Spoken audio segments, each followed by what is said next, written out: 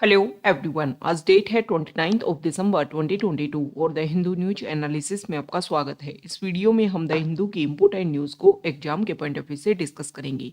नीचे description box में Telegram channel Volcano IAS academy का लिंक दिया हुआ है। आप Telegram channel Volcano IAS academy के साथ में जुड़ सकते हैं। वहाँ पर हर exam means UPSC, state PCS and other exams के पॉइंट ऑफ व्यू से काफ़ी इंपॉर्टेंट इन्फॉर्मेशन आप सभी के साथ में शेयर की जाती है। तो चलो स्टार्ट करते हैं। वीडियो को स्टार्ट करेंगे एक ज्योग्राफिकल मैप क्वेश्चन के साथ में। और आज आपका क्वेश्चन ये है कि अर्जेंटीना कंट्री को आपको मैप में व्यू करना है, फिर इससे रिलेटेड हर इंपॉर्टेंट फैक्ट्स को एंड इंफॉर्मेशन को कमेंट बॉक्स में टाइप करना है। कल हमने आपसे क्वेश्चन पूछा था कान्हेरी केव्स को लेकर के। तो कान्हेरी केव्स को अगर हम मैप में व्यू करें तो हमारे इंडिया का जो महाराष्ट्र स्टेट है उसमें Sanjay Gandhi national park located है और उसी में एग्जिस्ट करती है कान्हेरी केव्स। ये जो कान्हेरी केव्स हैं ये इसलिए न्यूज़ में बनी हुई थी क्योंकि अभी प्रेजेंट टाइम में G20 जो डेलीगेट्स हैं उन्होंने यहाँ पर विजिट की थी। कान्हेरी केव्स का नेम जो है वो एक नासिक इंस्क्रिप्शन मिला, उसमें कान्हागिरी एक वर्ड है, उसी से डिराइव किया गया है कान्हेरी केव्स को। और यहाँ पर 2nd सेंचुरी कॉमन एरा से 9th सेंचुरी कॉमन एरा के बीच में जो बुद्धिस्ट मॉन्क है उन्होंने इस कान्हेरी केव्स का फॉर्मेशन किया था। तो ये इंपॉर्टेंट फैक्ट्स हैं कान्हेरी केव्स को लेकर के जो आपको ध्यान में रखने हैं। द हिंदू को अगर हम डिस्कस करें तो फर्स्ट इंपॉर्टेंट न्यूज़ है द हिंदू के फ्रंट पेज पर। और कल हमने डिस्कस किया था कि जो इलाहाबाद कोर्ट है उन्होंने डिक्लेयर किया है कि ओबीसी रिजर्वेशन जो है वो लोकल बॉडीज़ के जो वहाँ पर इलेक्शन होने वाले हैं उसमें नहीं दिया जाएगा, क्योंकि जो ट्रिपल टेस्ट फॉर्मूला है उसको कंडक्ट नहीं करवाया गया है। इसको लेकर के वहाँ के जो डेप्यूटी चीफ मिनिस्टर है उन्होंने स्टेटमेंट दिया है कि विदाउट ओबीसी रिजर्वेशन जो लोकल पोल्स है वो कंडक्ट नहीं करवाए जा सकते हैं। अब देखो, बात की गई थी ट्रिपल टेस्ट फॉर्मूला की, और ट्रिपल टेस्ट फॉर्मूला में हमने डिस्कस किया था कि पहले कमीशन बनाया जाए। कमीशन जो है उस कम्युनिटी के जितने भी डाटा है उन सभी को इकट्ठा करे और उसके बेस्ड पर फिर जो रिजर्वेशन दिया जाएगा, और रिजर्वेशन SC ST OBC का मोर देन 50% नहीं होना चाहिए। तो यहाँ पर वहाँ के जो CM हैं उन्होंने कमीशन जो है उसको रिक्रूट भी कर दिया है। 5 member commission headed by justice Ram Avtar Singh for providing reservation to OBC in civic polls. Okay, तो ये बेसिक इन्फॉर्मेशन है। इसको लेकर के डेप्यूटी चीफ मिनिस्टर ने बोला है कि अगर सुप्रीम कोर्ट भी जाना हुआ तो हम वहाँ पर भी जाएंगे, लेकिन जो सिविक पोल है, जो लोकल बॉडी इलेक्शन है, उसमें OBC रिजर्वेशन जो है वो जरूर दिया जाएगा। नेक्स्ट इंपॉर्टेंट आर्टिकल है यहाँ पर कोविड के केसेस को लेकर के है कि कोविड जो है वो जनवरी मंथ में, जनवरी 2023 में जो है वो कुछ कंट्रीज़ को इफेक्ट कर सकता है। वैसे कोविड के केसेस जो है वो ज़्यादा इंडिया की अगर हम बात करें तो ज़्यादा हाई लेवल में नहीं बढ़ रहे हैं। इंडिया ने पहले ही अपनी जो भी गाइडलाइंस है उनको अच्छे से इम्प्लीमेंट किया है, जिसका रिजल्ट जो है वो हमें कोविड केसेस में देखने को मिलेगा। नेक्स्ट इंपॉर्टेंट आर्टिकल है एडिटोरियल पेज पर, और यहाँ पर 2 इंपॉर्टेंट आर्टिकल हम डिस्कस करेंगे। एक डिस्कस करेंगे मनरेगा स्कीम को लेकर के। अभी देखो, राज्यसभा में 2 member minister of state for rural development Sadhvi Niranjana Devi और तृणमूल कांग्रेस के MP जावर सरकार, इनके बीच में क्लैश देखने को मिला। और मेन प्रॉब्लम ये थी कि मनरेगा स्कीम में जो मनी है, जो भी लेबरर्स उसमें काम करते हैं उनको जो भी वेजेस दिए जाने चाहिए उसमें जो डिले देखने को मिल रहा है उसकी वजह से इशू क्रिएट हुआ है। अब यहाँ पर बताया गया है कि लास्ट ईयर दिसंबर 2021 से अगर हम डिस्कस करें तो वेजेज जो हैं वो प्रोवाइड नहीं करवाए गए हैं स्टेट को, और इसकी वजह से जो प्रॉब्लम है वो क्रिएट हो रही है। साथ ही साथ में ये बोला गया है कि जो नरेगा एक्ट है उसका सेक्शन 3 जो है उसमें जो बात बोली गई है और प्रेजेंट टाइम में जो वेजेस देने में जो एक तरीके से देरी की जा रही है वो उसके क्या है, बिल्कुल अगेंस्ट है। यहाँ पर देखो एक बात बोली गई, देखो कोविड के टाइम में ये जो मनरेगा स्कीम है इसका काफ़ी पॉजिटिव इफेक्ट देखने को मिला था। बहुत सारे लोगों को जॉब प्रोवाइड इसमें की गई थी। लेकिन यहाँ पर डाटा रख रखे हैं कि कोविड के बाद में अगर हम देखें तो मनरेगा स्कीम में जो भी लेबरर्स है उनकी संख्या काफ़ी ज़्यादा कम हुई है। जैसे कि पेंडेमिक ईयर्स में अगर हम देखें तो 77 लाख जो लोग हैं वो यहाँ पर एज ए लेबरर वर्क कर रहे थे। लेकिन करंट फाइनेंशियल ईयर में अगर हम देखें तो संख्या जो है वो काफ़ी कम होकर के 16 लाख हो गई है। इसका बेसिक रीजन क्या है? डेली वेजेस जो उनको मिलते हैं, जो मनी उनको प्रोवाइड किया जाता है वो नहीं किया जा रहा है, तो वो लोग जो डेली बेसिस पर अपनी अर्निंग करते हैं उनके लिए डेली बेसिस पर इनकम होना बहुत ज़्यादा ज़रूरी है, क्योंकि उनकी जो भी बेसिक नीड्स हैं वो उसी से कंप्लीट हो पाती है। और यहाँ पर जो मनरेगा स्कीम है उसमें डेली बेसिस पर इनकम नहीं हो पा रही है, इसी के बेसिस पर वो अपना अल्टरनेट जो है वो दूसरे सोर्सेज या दूसरे वर्किंग प्लेस जो है उन्होंने ढूंढना स्टार्ट कर दिया होगा, और इसी की वजह से लेबरर्स जो है उनकी संख्या काफ़ी कम हो गई है। ओके, तो यहाँ पर देखो एक बात बोली गई है कि मनरेगा स्कीम जो है उसने काफ़ी इंपॉर्टेंट रोल अभी तक प्ले किया है, काफ़ी जॉब गारंटी स्कीम है और रूरल लेवल पर। और देखो कोविड के टाइम में तो अर्बन लेवल को लेकर के, अर्बन जो एरिया है वहाँ पर भी इसी तरीके की स्कीम इम्प्लीमेंट होनी चाहिए, इस तरीके की ज़रूरतें जो है वो स्टार्ट हुई थी। और राजस्थान स्टेट जो है वहाँ पर तो इस तरीके की इंदिरा गांधी स्वर्ण ऐसे कुछ करके गोल्डन अर्बन एरिया के लिए कोई जो है इस तरीके की स्कीम लॉन्च भी की गई है, जहां पर जिस तरीके से मनरेगा में कुछ जो 100 डेज की गारंटी दी जाती है कि आपको जॉब दी ही जाएगी, सेम इसी तरीके की उस स्कीम में भी दी जाती है। अब देखो प्रेजेंट टाइम में मनरेगा वैसे भी न्यूज़ में बना हुआ है, क्योंकि गवर्नमेंट ने स्टार्ट किया है कि 1 जनवरी से आपको अपना जो भी डेली अटेंडेंस है वो ऑनलाइन करनी होगी। तो यहाँ पर बताया गया है कि मनरेगा उन लोगों के लिए था जो अनस्किल्ड लोग हैं, मतलब मेन इस एक्ट में लिखा गया है कि अनस्किल्ड लेबरर्स को यहाँ पर जॉब प्रोवाइड करवाया जाएगा। तो वो लोग जिनको टेक्नोलॉजी के बारे में नॉलेज ही नहीं है, वो कैसे अपनी ऑनलाइन रजिस्ट्रेशन, ऑनलाइन जो है वो डेली बेसिस अपनी अटेंडेंस कर पाएंगे। साथ ही साथ में उनके पास में स्मार्टफोन अवेलेबल है या नहीं है। दूसरा प्रॉब्लम देखिए कि जहाँ पर वो वर्क कर रहे हैं वहाँ पर इंटरनेट कनेक्शन जो है वो पहुँच पाया है या नहीं पहुँच पाया है। तो इस आर्टिकल में ये भी बताया गया है कि प्रेजेंट टाइम में जिसकी वजह से मनरेगा न्यूज़ में है, उन सारे पॉइंट्स को ऊपर भी गवर्नमेंट जो है उनको फोकस करना चाहिए, और तभी जा करके इस तरीके का इम्प्लीमेंटेशन होना चाहिए। अगर इस तरीके के इशू मनरेगा स्कीम में बने रहे तो जो हमने देखा कि लेबरर्स की संख्या 16 लाख आ गई है, जो पहले 77 लाख तक चली गई थी, उन संख्या जो है और ज़्यादा रिड्यूस हो सकती है, और जो मेन ऑब्जेक्टिव था इस स्कीम का उसको हम अचीव नहीं कर पाएंगे।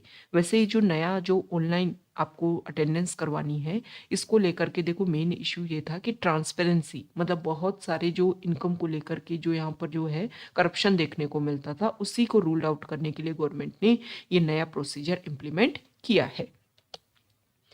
नेक्स्ट इंपॉर्टेंट आर्टिकल है, राइटर ने फोकस किया है पॉपुलेशन कंट्रोल को लेकर के। राइटर ने बोला है कि पॉपुलेशन कंट्रोल को लेकर के हमें अवेयरनेस जो है वो क्रिएट करनी चाहिए।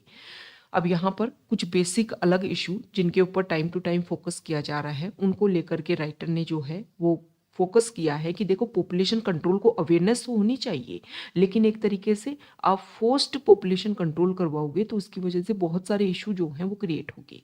तो पहले कुछ बैकग्राउंड हम डिस्कस कर लेते हैं। देखो अभी दिसंबर में जब विंटर सेशन चला तो भारतीय जनता पार्टी की दो एमपी जो हैं, उन्होंने member of parliament Ravi Kishan और निशिकांत दुबे, उन्होंने एक प्राइवेट मेंबर बिल जो है वो इंट्रोड्यूस किया।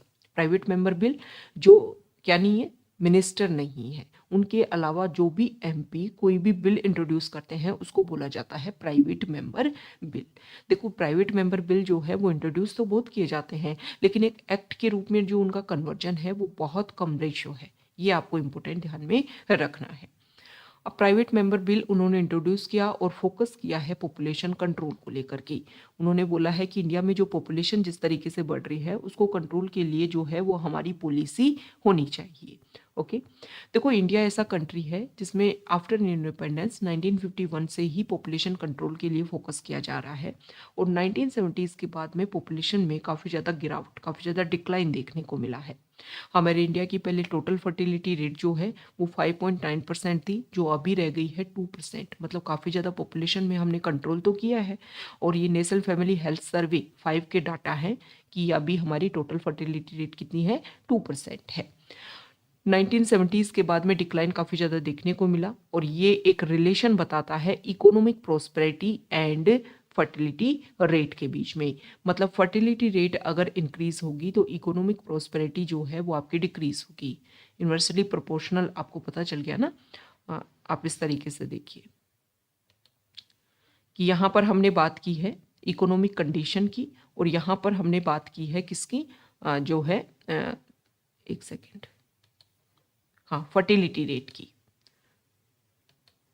फर्टिलिटी रेट की। ओके, तो इसमें जो है रिलेशन बताया गया है दोनों में कि अगर फर्टिलिटी रेट जो है वो इंक्रीज होगी तो इकोनॉमिक प्रोस्पेरिटी जो है वो क्या होगी, डिक्रीज होगी। इनवर्सली प्रोपोर्शनल है दोनों एक दूसरे की। अब देखो ये बात तो बता दी कि हमने पॉपुलेशन जो है उसके कंट्रोल के लिए बात तो की है। कुछ टाइम पहले आपने देखा होगा कि उत्तर प्रदेश जो गवर्नमेंट है उसमें इसी तरीके का पॉपुलेशन बिल लाया गया था। उसमें कुछ मेन पॉइंट से रखे गए थे कि अगर कोई पर्सन, अगर उनके 2 बेबी है, उससे ज़्यादा अगर बच्चे हैं तो उनको गवर्नमेंट जॉब नहीं दी जाएगी। लेकिन यहाँ पर जो राइटर है उन्होंने फोकस किया है कि वो कैंडिडेट जो पहले से 2 बच्चे हैं और गवर्नमेंट जॉब लगने के बाद में उनका 3rd बच्चा आता है तो फिर उनको जो है उनको कैसे रेगुलेट किया जाएगा, या फिर वो पर्सन जिनके 2 बच्चे हैं वो रीमैरी करते हैं और फिर उनके बच्चा होता है तो उनको कैसे कंट्रोल किया जाएगा। ओके, तो देखो यहाँ पर जो राइटर है उन्होंने बताया है कि अगर हमने फोर्स्ड पॉपुलेशन ग्रोथ को रोका तो उसके मतलब एक तरीके से रिस्ट्रिक्शन लगाने की अगर हमने कोशिश की तो काफ़ी ज़्यादा इश्यू क्रिएट होगा। जैसे कि चाइना में 1 चाइल्ड पॉलिसी जो है उसकी वजह से वहाँ पर एजिंग पॉपुलेशन काफ़ी ज़्यादा इंक्रीज हो गई है। डेवलप्ड कंट्रीज़ में ये इशू जो है वो काफ़ी ज़्यादा देखने को मिल रहा है। जैसे कि जापान, वहाँ पर यूथ पॉपुलेशन जो है उसकी संख्या काफ़ी कम है। साथ ही साथ में ये भी फोकस किया जाता है हमारे इंडिया में एक कम्युनिटी के ऊपर कि मुस्लिम कम्युनिटी जो है वहाँ पर फर्टिलिटी रेट ज़्यादा है, लेकिन यहाँ पर डाटा हमें शो करते हैं। हालांकि national family health survey data जो है उन्होंने इंडिकेट किया है कि fertility rate of Muslim is higher than Hindus, लेकिन जो दोनों के बीच में जो गैप था वो काफ़ी ज़्यादा श्रंक हुआ है। जैसे कि 1992-1993 में अगर हम बात करें तो हिंदू और मुस्लिम फर्टिलिटी रेट जो है उसमें गैप था 1.1 का, और अभी जो हो गया है घट करके 0.35%। मतलब अगर हम फर्टिलिटी रेट को अच्छे से व्यू करें, उसके डाटा को कंपैरिजन करें, जैसे कि उत्तर प्रदेश में 20% मुस्लिम पॉपुलेशन है और TFR टोटल फर्टिलिटी रेट जो है वो डिक्लाइन हुई है 5.8% इन 1981 टू 2.7% इन 2001। आसाम में भी मुस्लिम पॉपुलेशन 33% है और टोटल फर्टिलिटी रेट हो गई है 1.9%। जम्मू एंड कश्मीर जहाँ पर मुस्लिम पॉपुलेशन जो है वो मेजोरिटी में है, आसाम और यूपी में तो माइनॉरिटी में थी, वहाँ पर टोटल फर्टिलिटी रेट 4.5% है 1981 में और अब हो गई है 1.4%। तो ये चीज़ें हमें बताती हैं कि हिंदूज कम्युनिटी से ज़्यादा मुस्लिम कम्युनिटी जो है वो बेटर फैमिली प्लानिंग जो है उनको इंश्योर कर रहे हैं। ओके, तो हमें फोकस करना है कि हमारा जो यूथ है वो भी कम ना हो और जो हमारी पॉपुलेशन है उसको लेकर के एक अवेयरनेस क्रिएट हो। मतलब लोगों में अवेयरनेस हो कि हाँ पॉपुलेशन कंट्रोल करना है। अगर फोर्स तरीके से पॉपुलेशन को कंट्रोल किया गया तो जेंडर बेस्ड जो इशू हैं वो क्रिएट होने लग जाएंगे, क्योंकि सन की जो एक ग्रीड जो है वो हमारी सोसाइटी में आज भी है। और अगर फोर्स्ड यहाँ पर पॉपुलेशन रोका गया तो वहाँ पर अगर 1 चाइल्ड पॉलिसी मान लो इम्प्लीमेंट होता है तो वहाँ पर सन को ज़्यादा प्रायोरिटी दी जाएगी और इसकी वजह से जेंडर बेसिस इशू जो है वो काफ़ी ज़्यादा इंक्रीज हो जाएंगे। तो हमें फोकस करना है हेल्थ इंफ्रास्ट्रक्चर पे, हमें फोकस करना है अवेयरनेस के ऊपर, और ये जो पॉपुलेशन का जो इशू है उसको हम इजीली सोल्व कर पाएंगे। नेक्स्ट इंपॉर्टेंट आर्टिकल है टेक्स्ट पेज पर, और यहाँ पर जो आर्टिकल है इसमें डिक्रिमिनलाइजेशन को लेकर के एक बिल अभी रखा गया जिसको बोला गया है यूनियन गवर्नमेंट के द्वारा जन विश्वास बिल। इसमें क्या किया जाएगा, कुछ जो ऑफेंसेज हैं उनको क्या किया जाएगा, डिक्रिमिनलाइजिंग किया जाएगा। मतलब कुछ ऐसे प्रेजेंट टाइम में क्राइम जिनको लेकर के पहले प्रिजन जो है या फिर जेल हो जाती थी, इशू देखने को मिलते थे, उनको डिक्रिमिनलाइजिंग किया जाएगा। और इससे क्या है, लोगों में एक विश्वास बनेगा। साथ ही साथ में जो है यहाँ पर देखो डाटा भी रख रखे हैं कि हमारे इंडिया में प्रेजेंट टाइम में अगर हम जुडिशरी के टाइम में देखें, जुडिशरी के सामने देखें, नेशनल जुडिशियल डाटा ग्रिड के कुछ डाटा हैं कि 4.3 करोड़ पेंडिंग केसेज है, जिसमें से 3.2 करोड़ केसेज जो हैं वो क्रिमिनल प्रोसीडिंग से रिलेटेड है। साथ ही साथ में अगर हम देखें नेशनल क्राइम रिकॉर्ड ब्यूरो के अकॉर्डिंग जो हमारी प्रिजन है उनके डाटा, तो 5.54 लाख प्रिजनर्स जो हैं वो हमारी प्रिजन्स में हैं और 4.25 जो लैक कैपेसिटी हमारी प्रिजन की, मतलब ओवर बर्डन जो है वो देखने को मिल रहा है। जुडिशरी की पावर कितनी है और उससे ओवर बर्डन केसेज जो हैं वो सामने हैं। तो बहुत सारे ऐसे पॉइंट्स जिनको लेकर के आप फाइन इम्प्लीमेंट कर सकते हो और क्रिमिनल प्रोसीजर जो है उनका नहीं होना चाहिए, इसी को लेकर के बिल यहाँ पर लाया गया है। ठीक है। तो मेन इसका इंटेंट इस बिल का ये है कि फाइन के थ्रू जो है वो जो भी ऑफेंसेज है उनको आप रिड्यूस करो। तो यहाँ पर फोकस किया गया है कि एनडीपीएस एक्ट, यूएपीए एक्ट और जो भी सिडिशन लॉ है इनको लेकर के भी स्पेसिफिक हमें फोकस करना चाहिए, क्योंकि प्रेजेंट टाइम में इनको लेकर के केसेज जो है वो ज़्यादा देखने को मिल रहे हैं। नेक्स्ट इंपॉर्टेंट आर्टिकल है, देखो, parliamentary standing committee on health and family welfare, उन्होंने अपनी लेटेस्ट रिपोर्ट रखी है कैंसर मैनेजमेंट को लेकर के, प्रिवेंशन एंड डायग्नोसिस को लेकर के, और उन्होंने रिकमेंडेशन की है कि सिगरेट का जो सिंगल स्टिक का सेल होता है उसको आप क्या कीजिए, रेगुलेट कीजिए। ओके।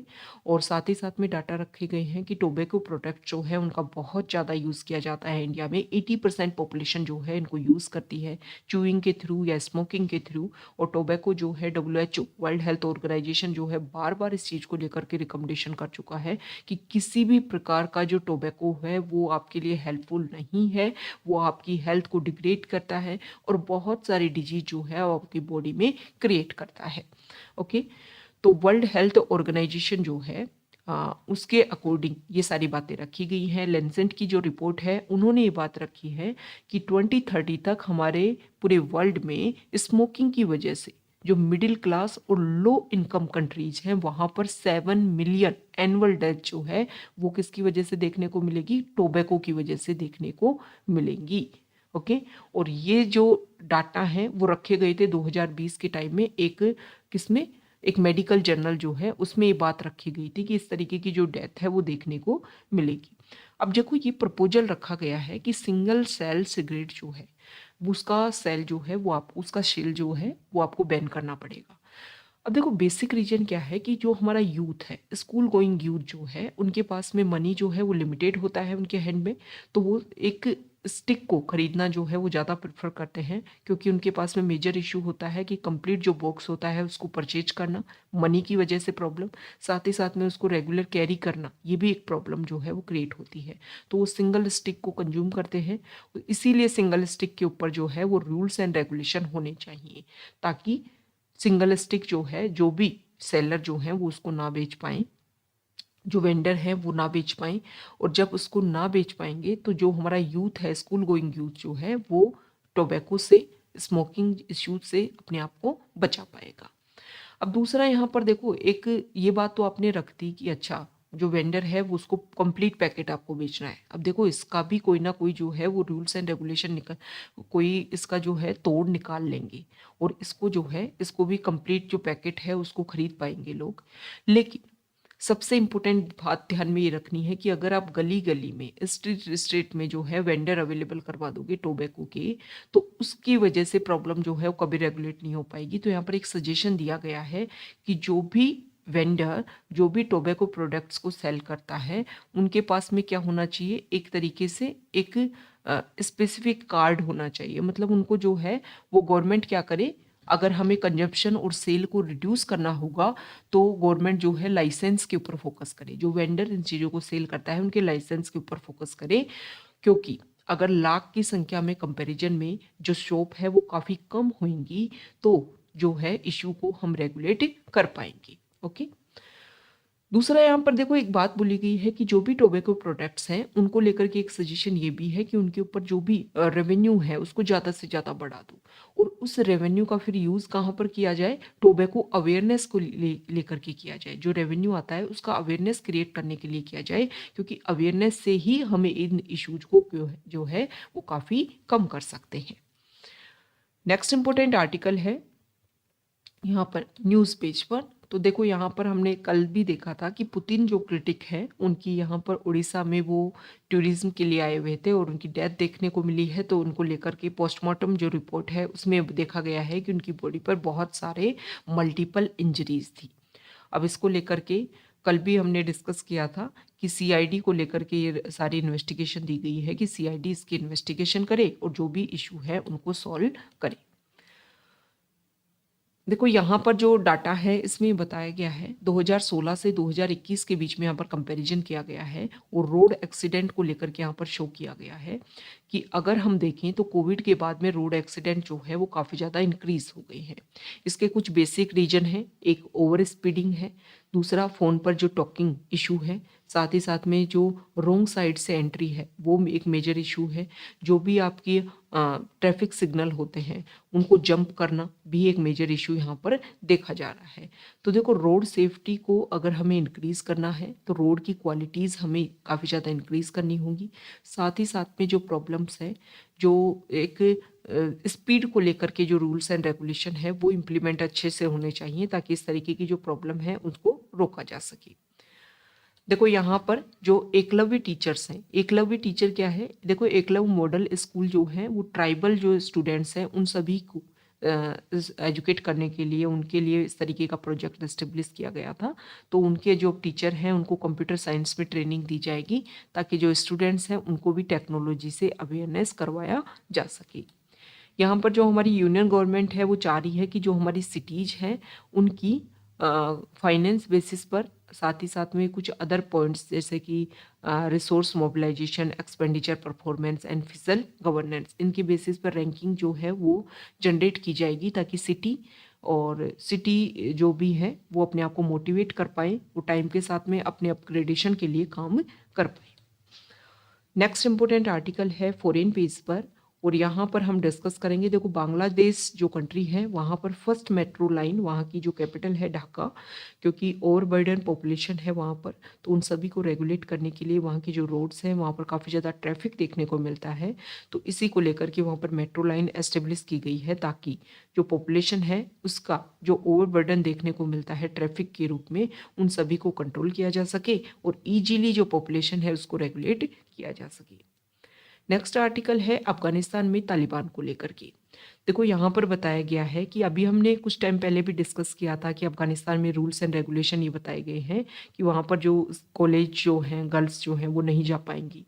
अभी यहाँ पर ये देखा गया है कि वहाँ पर कोई क्राइम हुआ, और क्राइम को लेकर के डेथ पनिशमेंट जो है वो दिया गया है।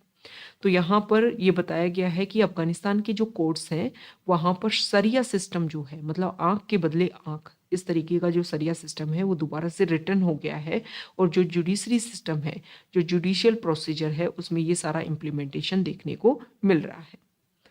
नेक्स्ट इंपॉर्टेंट आर्टिकल है बिजनेस पेज पर, इकोनॉमी पेज पर, और यहाँ पर देखो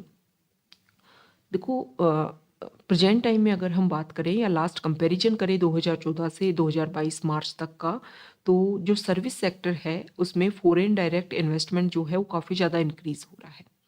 मैन्युफैक्चरिंग सेक्टर जो है उसमें अगर हम बात करें तो जो एफडीआई का रिप्रेजेंटेशन जो है वो काफ़ी कम देखने को मिल रहा है, मतलब टाइम के साथ में एक तरीके से जो है थोड़ा सा इंक्रीज हुआ है। अगर आप कंपैरिजन करोगे सर्विसेज सेक्टर से तो काफ़ी कम हुआ है। वैसे प्रेजेंट टाइम में मेक इन इंडिया हमारा जो मेन प्रोजेक्ट है जिसमें हम फोकस कर रहे हैं, तो हम चाहते हैं कि एफडीआई जो है वो मैन्युफैक्चरिंग सेक्टर में ज़्यादा आए, ताकि जो हमारे अदर इश्यूज है और इंडिया को एक रिप्रेजेंटेशन जो है वो इजीली मिल पाए, एक मनी का इकोनॉमिक सपोर्ट जो है वो हम देख पाएँ। लेकिन यहाँ पर सर्विसेज सेक्टर के ऊपर ज़्यादा फोकस किया जा रहा है, और सर्विसेज सेक्टर में भी अगर हम बात करें trading, telecom, banking, insurance, IT, business outsourcing and hotels, tourism, इन सब को जो है ये फेवरेट है। किसमें? सर्विसेज सेक्टर में। इन सभी में जो है इन्वेस्टमेंट ज़्यादा देखने को मिल रहा है। नेक्स्ट यहाँ पर देखो, जो हमारे मिनिस्टर हैं ज्योतिराज सिंधिया, उन्होंने सिविल एविएशन को लेकर के हमारी जो ग्रोथ है उसको बताया है कि वी शेप्ड हमारी ग्रोथ देखने को मिल रही है। कोविड के टाइम में जो भी हमारी फ्लाइट्स थी उन सब में रिस्ट्रिक्शन था, लेकिन दोबारा से अब धीरे धीरे जो है कनेक्टिविटी रीजनल लेवल पर भी और इंटरनेशनल लेवल पर भी कनेक्टिविटी इंक्रीज हो रही है। यहाँ पर जो आर्टिकल है देखो, यूएई के साथ में जो हमारा ट्रेड एग्रीमेंट हुआ, बायलैटरल ट्रेड एग्रीमेंट जो एस्टेब्लिश हो चुका है, और ऑस्ट्रेलिया के साथ में जो हमारा ट्रेड एग्रीमेंट हुआ वो अभी दिसंबर से एस्टेब्लिश होगा। तो यहाँ पर बताया गया है कि दोनों कंट्री के साथ में जो हमारे ट्रेड रिलेशन है वो हमारे एक्सपोर्ट को बूस्ट करेंगे। ऑस्ट्रेलिया के साथ में तो ये भी माना जा रहा है कि जो है जॉब ज़्यादा से ज़्यादा क्रिएट होंगी, तो अनएम्प्लॉयमेंट जो एक मेजर इशू, अभी कुछ दिन पहले हमने एक डिस्कस किया था, एक आर्टिकल द हिंदू में फ्रंट पेज पर था कि कुछ लोगों को मनी लिया गया और उनको बोला गया कि आपकी रेलवे में जॉब लग गई है। और दिल्ली जो रेलवे स्टेशन है वहाँ पर बोले, उनको ये बोला गया कि आपको क्या करना है कि कितने कोचेज आ रहे हैं ये सिर्फ आपको काउंट करना है। तो इस तरीके का स्कैम जो है वो भी देखने को मिला था। तो एम्प्लॉयमेंट जो है वो हमारे लिए बहुत ज़्यादा ज़रूरी है। जो हमारा यूथ है उसको हम क्या कर पाए, एक अच्छे से जो उनकी लाइफ स्टाइल है उसको फॉलो किया जाना, और उसके लिए इकोनॉमिक कंडीशन जो है वो अच्छी होनी चाहिए और फेवरेबल कंडीशन होनी चाहिए। तो इस तरीके के जो कॉन्टैक्ट हैं उससे हमारा जो एम्प्लॉयमेंट जो इशू है उसको हम काफ़ी अच्छे से सॉल्व कर पाएंगे। ओके, तो ये आज का हमारा द हिंदू न्यूज़पेपर का डिस्कशन है। अगर आप यहाँ तक आए हैं, वीडियो आपको अच्छा लगा है तो प्लीज़ वीडियो को लाइक कीजिए, शेयर कीजिए और चैनल को सब्सक्राइब कीजिए। Okay, thank you.